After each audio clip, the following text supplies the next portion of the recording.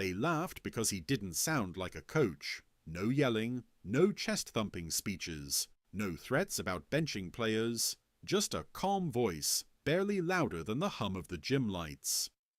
Caleb Munro stood at the edge of the basketball court, hands clasped behind his back, watching warm-ups like he was observing a chessboard instead of a championship semi-final. He was black, early 40s, tall but unassuming, dressed in a plain grey pullover with no slogans needed.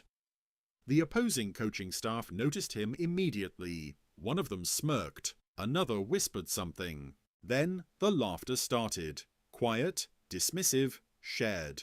"That's their head coach?" one white assistant said, not bothering to lower his voice.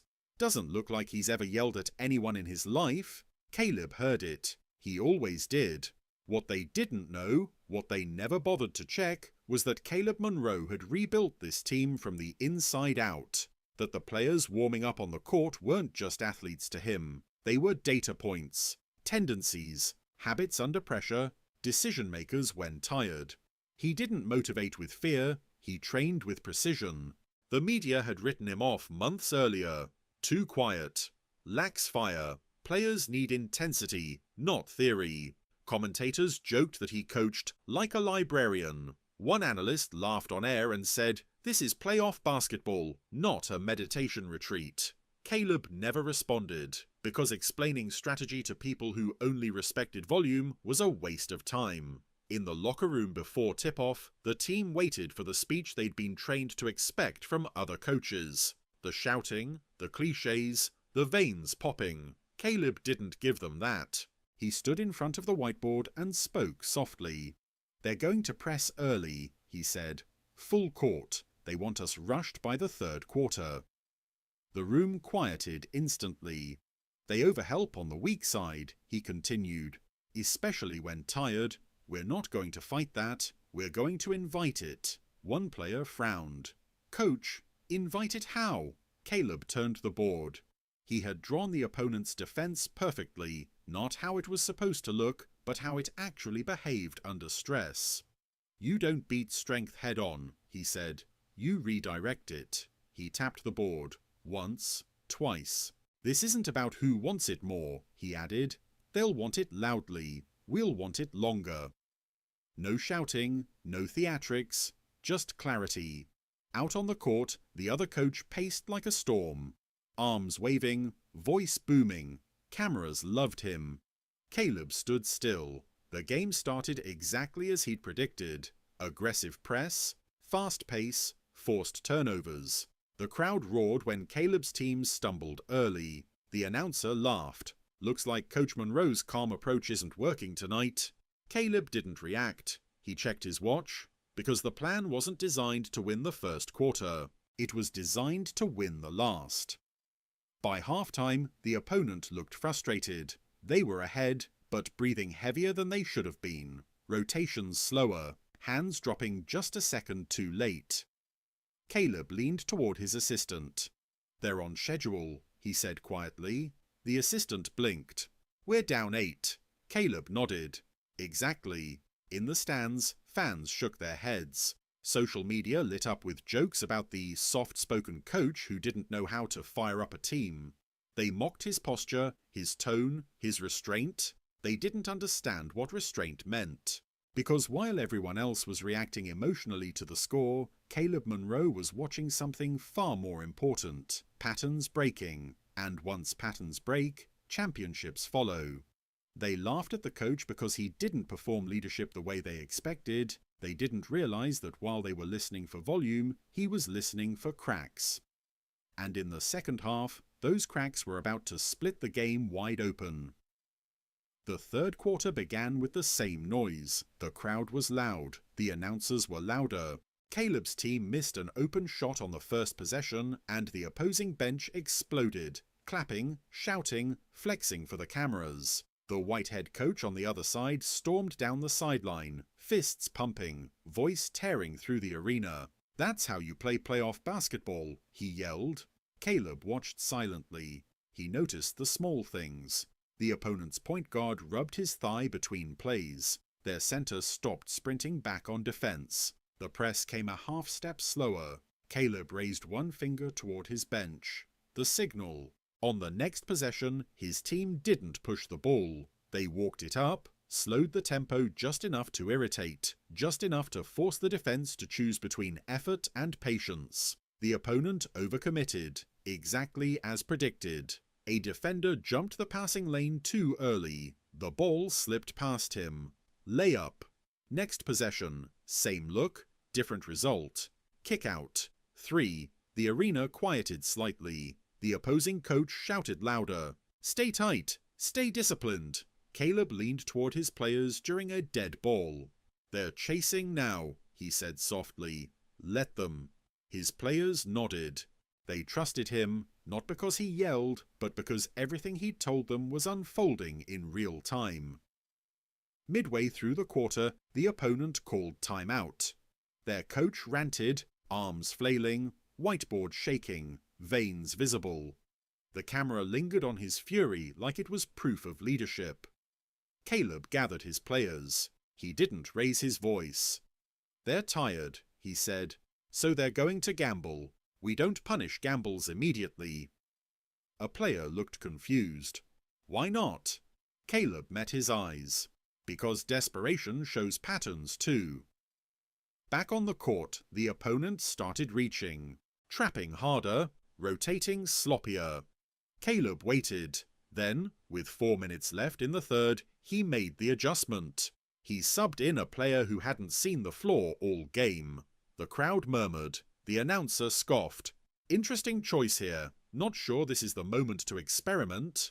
The player checked in, calm, alert, unafraid, because Caleb had prepared him for this exact moment. The play ran. The trap came. The rotation broke. Wide open corner 3. Swish. On the next possession, the same player cut back door when the defense overhelped, just as Caleb had diagrammed weeks earlier in practice. Easy bucket. The opponent's coach screamed for another timeout. Too late. By the end of the third quarter, the lead was gone. The arena buzzed, not loud anymore, but tense, uncertain. On the sideline, the opposing staff stared at Caleb now, not laughing, studying. One assistant leaned over and whispered something. Caleb didn't look back. He watched his players breathe, watched their shoulders relax while the other teams tightened, watched confidence shift, not in celebrations, but in body language. As the fourth quarter began, the announcer's tone changed. Well, he said slowly, you have to give credit here. Monroe's team looks composed. Composed. That was the word they used when they ran out of insults. With 6 minutes left, Caleb's team took the lead for the first time all night. The opposing coach slammed his clipboard so hard it cracked. Caleb adjusted his glasses. The difference wasn't energy, it was control. They had mocked the soft-spoken coach because they thought leadership had to be loud to be effective, because they believed intensity was something you performed, not something you conserved. They didn't realize that while the noise burned fast, calm burned steady, and in championships, steady wins when noise finally runs out of air. The fourth quarter slowed everything down, not on the scoreboard, but in the minds of the players. That was the moment Caleb had built the entire season for. The opposing team came out tight, shoulders high, movements rigid. Every possession suddenly felt heavier, like the ball itself carried pressure. Their star guard forced a shot early in the clock. Miss. Their center argued a no call instead of getting back on defense. Caleb saw it all. He didn't call timeout. He let the silence work. On the next possession, his point guard glanced at the bench, instinctively looking for instruction. Caleb met his eyes and gave a small nod. That was it. No yelling, no frantic gestures. Trust. The offense flowed like water around obstacles instead of crashing into them. Extra passes, cuts that pulled defenders just far enough out of position, patience that looked boring until it wasn't. A defensive stop, then another. The crowd tried to get loud again, sensing the shift slipping away, but the sound lacked confidence now. It rose and fell without direction, like waves hitting something solid. With 3 minutes left, the opposing coach called his final timeout. The camera zoomed in. He was shouting again, red-faced, veins out. His white assistants nodded frantically, drawing new arrows on a whiteboard already smeared with panic. Caleb gathered his team. This time, he spoke even more quietly. "They're going to go to their star," he said. "Same action they've trusted all year." A player swallowed. "Do we double?" Caleb shook his head. "No." A pause. "We take away the second option. Make him be alone."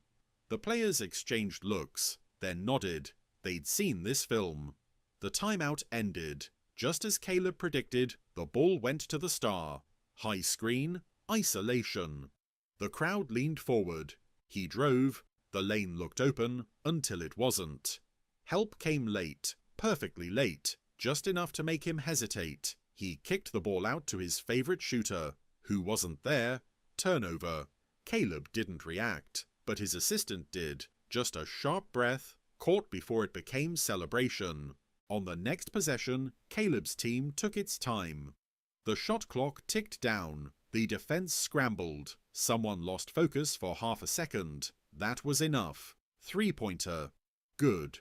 Now the lead was 5. The opposing coach stared at the court, hands on his head, disbelief creeping into his posture. He wasn't shouting anymore. He was searching. With under a minute left, the game slowed to free throws and fouls. The noise became desperation.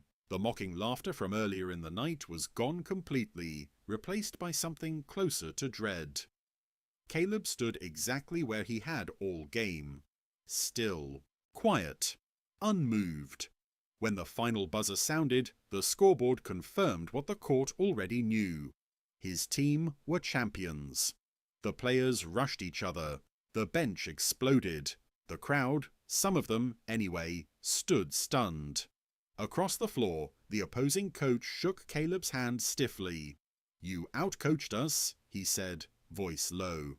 Caleb nodded once. "You played hard. That was all." In the post-game press conference, reporters crowded around Caleb, microphones thrust forward. "When did you know you had them?" one asked. Caleb considered the question. "When they laughed," he said simply. The room went quiet. Because now they understood. They had mocked the soft-spoken coach because they mistook volume for authority and calm for weakness. They thought leadership had to look aggressive to be real. They learned, on the biggest stage, that strategy doesn't need to shout, it just needs to be right, and that sometimes the quietest voice in the room is the one that hears the truth first. The trophy felt heavier than Caleb expected, not because of the metal, but because of everything it represented. Confetti drifted down slowly, catching in the lights, sticking to sweat-soaked jerseys. Players laughed, shouted, cried. Cameras searched for reactions, for emotion loud enough to package into highlights. They kept cutting back to Caleb, and every time they seemed confused. He wasn't shouting, wasn't jumping, wasn't pounding his chest. He stood just outside the chaos, hands folded, watching his players the way he always had, with focus, with care, with a quiet satisfaction that didn't need translation. One reporter leaned toward another and whispered, "Is he even happy?" Caleb heard that too. In the locker room, after the celebration thinned and the noise settled into echoes, Caleb finally spoke to the team. No speech, no sermon, just a few sentences. "You trusted the work," he said. "You trusted each other. That's why this happened." A player raised the trophy and smiled. "Coach, they didn't believe in us." Caleb nodded. "They didn't have to." Outside, headlines were already forming. Quiet coach, stuns league strategy, over fire. The anti-coach wins it all. Caleb didn't read them, because the next morning the tone changed. Analysts replayed clips, not of yelling, but of spacing, of substitutions, of defensive rotations called seconds before they mattered. They froze frames and said things like, "Watch this adjustment," and "Notice how prepared they are here." Prepared. That word appeared again and again. The laughter from earlier in the season was replaced with something else now, reframing. He was always brilliant, someone said on a morning show. Quiet confidence, another claimed. A new model of leadership. Caleb smiled faintly at that. Because nothing about him had changed, only who people were willing to listen to. At the championship parade, as the bus rolled slowly through the city, Caleb stood beside the players while fans cheered. Someone in the crowd held up a sign, "You don't have to yell to be heard." Caleb looked away, not out of humility, out of understanding, because the lesson wasn't about him. It was about how often calm gets mistaken for weakness, how often thoughtfulness gets laughed at because it doesn't perform the way power is expected to perform. They had mocked the soft-spoken coach because they believed leadership had to look aggressive to be effective. They learned, on the biggest stage, that the loudest voice isn't always the smartest one. Sometimes championships are won by the person who speaks the least and listens the most.